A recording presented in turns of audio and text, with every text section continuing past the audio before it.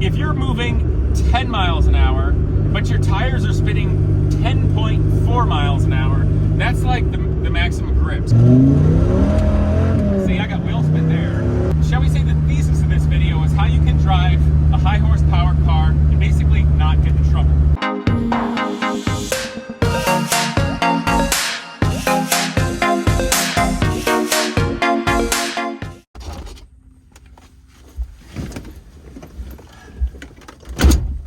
What's up, people? Well, today I thought I'd go over how to drive a high horsepower car, even one that doesn't have traction control or ABS, on the street and not have a problem. First, we're going to turn off this copyrighted crap music from the radio. Yeah, so anyway, we're in the 1997 Dodge Viper GTS. This car I've had for a very long time, very storied past, almost 100,000 miles in it now, and the air conditioning doesn't work, but I'm putting up the windows because I'd like you to be able to hear me, which in lies a lot of jokes. So we'll just not do that and assume you may have a vague idea of what I'm talking about, because I have never wrecked this car, being it my fault. Read between the lines. Yeah, somebody pulled out in front of me years ago, and that was a drag. Okay, so let's go. I got something to do. Just banging around, and thought I'd talk about it. So the first thing in not wrecking a high horsepower car, and I think this is the perfect car to give you an example in, is because it's two-wheel drive. It's got a ton of torque. Stick shift, and like I said, there's no traction control. So there is a myriad of factors that come into play that make cars in that realm, shall we say, easier to wreck by being overzealous and making a mistake, or maybe even just not being overzealous. So let's just cut right through all the BS and go right to what matters. And this is the only thing that matters: driving cars, race cars, or anything else, motorcycles, I don't care, go-karts. Grip. How much are your tires gripping at any time, in any place, at every moment of the day that you're driving a car, or night, or whatever? So right now it's a beautiful, what is it, September, October day, and it's a little cool out. I don't know, maybe it's in the 50s, sunny, and I am driving on a certain kind of roadway. This is a tar and chip asphalt type road in the countryside.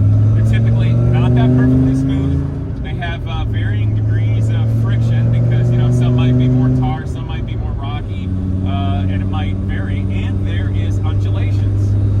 So as I'm driving, sure, I'm looking after the car, I'm looking at my gauges to make sure everything's healthy and running well. I got oil pressure, it's not getting too hot, it's not too cold to stand on the throttle, etc. What I'm really doing when I'm driving a car, I'm kind of enjoying the moment and being here, is I'm paying attention to the tires. So as I'm driving, I'm looking out, I'm seeing what's happening, I'm kind of calculating in my mind subconsciously everything that's going on, and there's things like pedals and gear shifts and all that jazz. It doesn't matter. The only thing that really matters is how fast you're traveling, what's going on with your fingers in your steering wheel here, and what's going on with your right foot. Now I say right foot, let's be specific about that, because that's the foot that, generally speaking, on the street or even on the track with the sequential gearbox, synchro-mesh gearbox, I am braking and using the throttle with my right foot. So my right foot is controlling how delicate I can be and how much, shall we say, torque or effort I'm applying to the tires and then surface at any given time. And that's the same thing really with my hands and fingertips on the steering wheel, because I have the ability to turn in harder at any given time, or jerk, and create a, shall we say, an impact spike of how much work I'm trying to make the tires do. So this is really coming all down to how fast are we moving, how much torque am I trying to put on the tires of this car with either the brake pedal or the gas pedal, that's my right foot, or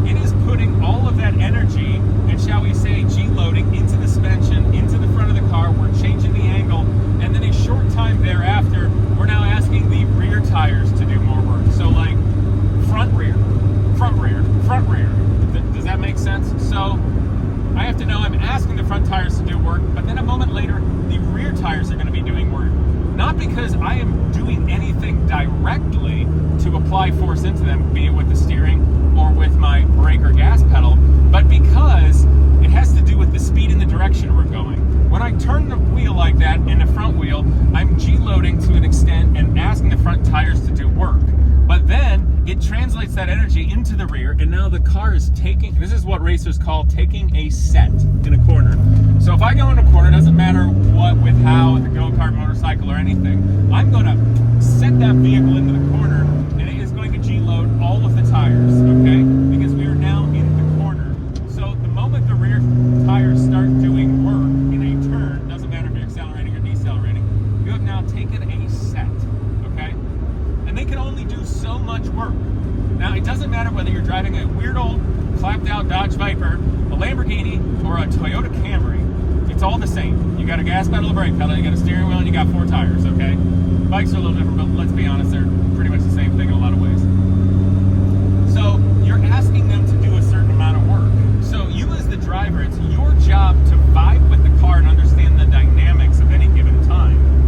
What you can do, what you can get away with.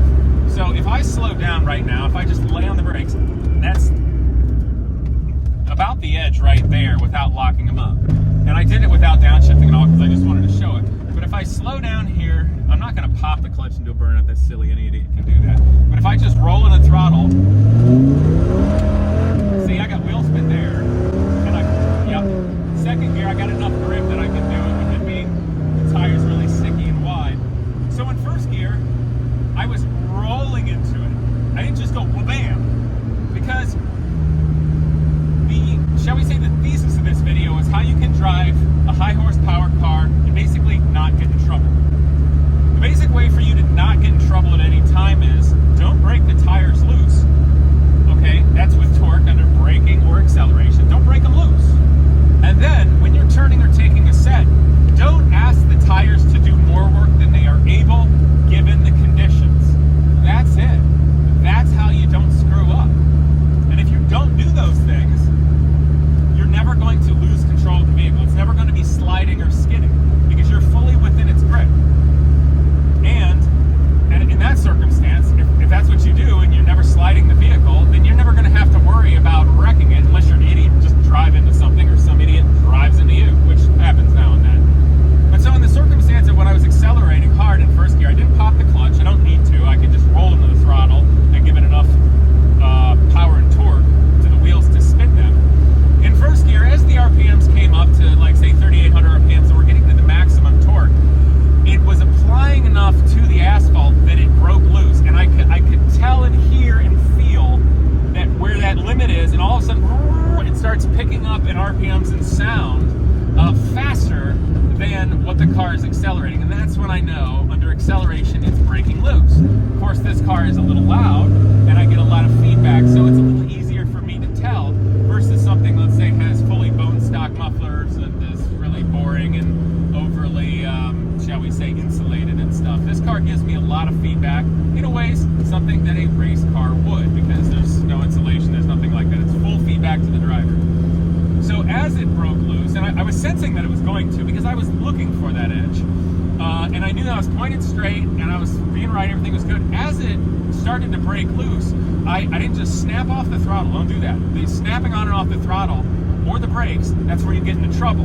Because when you make boom, boom, boom, light switchy moves, or even quick moves, what you're doing is you're creating a bigger, shall we say, spike, impact spike of torque. And when you create a big, nasty spike, that's where you can easily just punch right through the limit of adhesion, or where the limit of friction is. So stay away from those spikes unless what you're trying to do is break it loose. And that would be in the circumstance of if I want to power slide or drift or something like that. Then you need a spike to, bam, break it loose, get it to that point, and then hold it there. So you like spike, hold it there where there's no grip. But in this circumstance, more road racing or street driving, I don't want those spikes, okay? One thing that goes back to kind of boomer territory with muscle cars back when was power shifting, which in big old tubby muscle cars with skinny tires and lumpy flywheels the size of the Titanic's boat anchor, you would be able to, in a drag race, get a little jump if basically you hold your foot on the gas when you shift. It's hard on your synchros, you hit it in the next gear, and you're basically popping the clutch each time, and every that, it's an impact load, makes it a little quicker. Well, this isn't the 50s and 60s anymore. That's not really that helpful, and cars are powerful enough and whatnot that you don't really need to do that, especially if you're getting into things like paddle shifting, dual clutches, etc. We're beyond that time period. So I'm not doing those things to impact it as well, but as this car started to spin the tires, shall we say, past where the grip was, I throttled. I came back off and then came back on, and by doing that gently but swiftly and feeling it, I was holding the amount of spin right at that edge of adhesion. In a manner of speaking, and I could be wrong at this, but going way back when I was studying some things with the Goodyear guys at Ohio State, a tire gets its most grip when it's like just barely starting to grind, if that makes sense.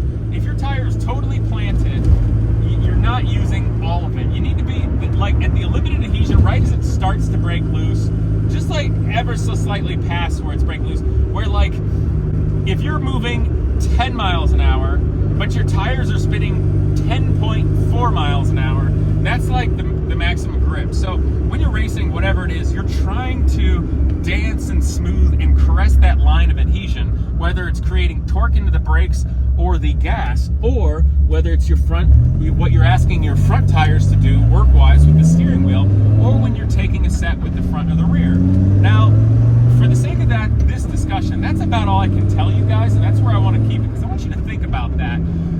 This would become a much longer, hour-plus long discussion to get into how that applies in all of those situations. And obviously, keep in mind that when you're on the street, we encounter a vast myriad of amount of friction. So obviously, you can think of when there is ice, when there is snow. There's different kinds of snow with more or less grip. Is it wet snow? Is it hard snow? Is it crunchy snow? What kind of snow is it? What kind of ice is it, you know? And is it dead smooth? Is it ice with water on it, or is it just straight ice? You know, all these things create different conditions. Obviously, wet. Did it just freshly rain on asphalt with oil, or has it been raining for a long time on asphalt that's clean? Those are two totally different things. Are you driving on asphalt? Is it fresh asphalt or old asphalt? Are you driving on concrete? Is it grooved concrete? Are you driving on tar and chip road? Gravel, dirt, grass, all of these things are different. So as a driver, you have to have the experience to have kind of a good feeling or guess as to what all those things are going to be before you ask your car to do something that it may or may not be able to do. It's up to you to have a feeling of what your tires are capable of doing in those conditions. Keep in mind the tires on this car start to suck below 50 degrees Fahrenheit. If it's like 40, 45 out, it's kind of nasty. They basically become rocks. These are summer tires. They're sticky then. So the car turns to crap when it's cold out, even if there's nothing on the road. So it's something to keep in mind. But I just wanted to bring that up to you. Food for thought, guys. Comment below if you've got anything to say. And also, please comment below if you've got things you'd especially like me to go over. But I hope that was somewhat helpful to think of, and I look forward to see you guys next time. Please subscribe and safe travels. One of the biggest challenges of the collector car and motorcycle world is simply enclosed shipping. I found a company called Diamond 7. They transported my prized 1931 Buick Phaeton, and most recently, my MV Agusta motorcycle I always wanted. They take incredible detailed pictures of your vehicle before it leaves, so you know exactly, and gives the comfort that they care. But more than that, I get real-time GPS tracking of the actual truck that my vehicle is on. Guys, Diamond 7. Go down in the description below, find the contacts. You can try somebody else, but trust me, after 20 years, Diamond 7's the one to do.